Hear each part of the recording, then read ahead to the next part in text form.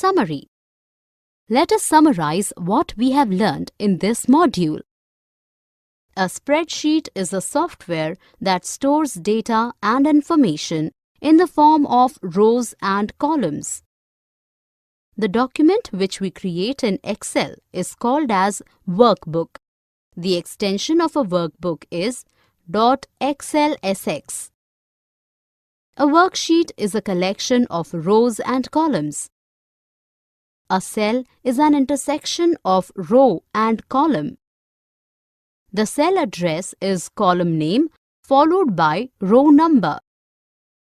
Cell range refers to a group of cells that are adjacent to each other and forms a rectangular shape.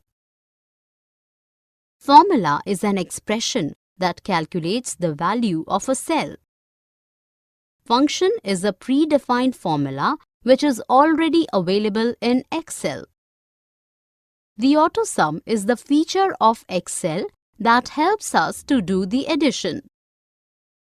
Spell check and autocorrect are the special features in Excel that are used to automatically check spelling and grammatical errors.